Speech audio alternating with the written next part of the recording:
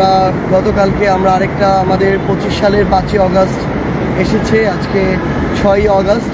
আমরা এনসিপি আমাদের পক্ষ থেকে পুরো বাংলাদেশের মানুষের সামনে আমাদের 24 দফার একটা ইশতেহার দিয়েছি। এই 24 দফার ইশতেহারে 21 নম্বর যে দফা, সেখানে ছিল যে জলবায়ু সহনশীলতা এবং নদী ও সমুদ্র রক্ষা। বাংলাদেশের আমাদের যে সমুদ্র সীমা, এই সমুদ্র সীমা কিন্তু এখন আমাদের যে ল্যান্ডের যে সীমা এর কাছাকাছি প্রায় সমপরিমাণ। সো আমাদের একটা বিশাল অপার সম্ভাবনার জায়গা হচ্ছে আমাদের এই সমুদ্র। এখন সবচেয়ে গুরুত্বপূর্ণ হচ্ছে এই সমুদ্রকে, এই ব্লু জিনিসটাকে আমরা কীভাবে ব্লু ইকোনমিতে পরিণত করতে পারি, আমরা কিভাবে আমাদের এই যে বায়োডাইভার্সিটি জীববৈচিত্র্য রক্ষা করতে পারি, আমরা কিভাবে আমাদের জায়গা থেকে আমাদের এই যে সমুদ্র তীরবর্তী যে মানুষেরা রয়েছে তাদের যে সাস্টেইনেবল একটা জীবন ধারণ সেটা নিশ্চিত করতে পারি। কিংবা আমাদের খুব স্বাভাবিকভাবেই আমরা দেখছি যে গ্লোবাল ওয়ার্মিংয়ের কারণে সমুদ্রপৃষ্ঠের যে উচ্চতা সেটা বৃদ্ধি পাচ্ছে, পৃথিবীর তাপমাত্রা বৃদ্ধি পাচ্ছে। তো এর ফলে কিন্তু আমাদের সমুদ্র উপকূলীয় বিশাল একটা জনগোষ্ঠী অদূর ভবিষ্যতে, আমরা যেটা প্রত্যাশা করি না তেমনটি হতে পারে যে সেই আমাদের ভূমিগুলো কিংবা বসত বাড়িগুলো সমুদ্র গর্ভে চলে যেতে পারে। তো সেই জায়গায় আমাদের প্রয়োজনীয় ব্যবস্থা নেওয়া এবং আমাদের এই সকল জায়গা থেকে সরকারের কিছু গুরুত্বপূর্ণ দায়িত্ব রয়েছে।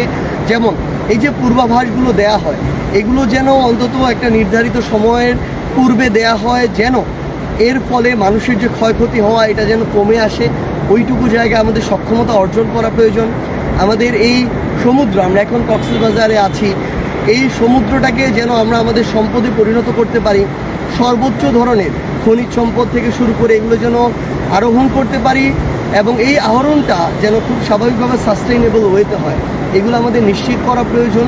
এবং আমাদের দিন শেষে যদি আমরা আমাদের নদীকে রক্ষা করতে পারি, সমুদ্রকে রক্ষা করতে পারি, আমরা মাছে ভাতে বাঙালি বলতাম নিজেদেরকে, সেই আমাদের মৎস্য সম্পদের যে বিশাল এক আধার সেটা কিন্তু আমাদের নদী এবং সমুদ্র, এবং আমাদের যোগান আসে এখান থেকে। সো আলটিমেটলি আমাদের সব কিছু জীবন ধারণ, চলাচল, বসত বাড়ি, খাওয়া দাওয়া, লাইফস্টাইল আমাদের নদী এবং সমুদ্রের সাথে জড়িত।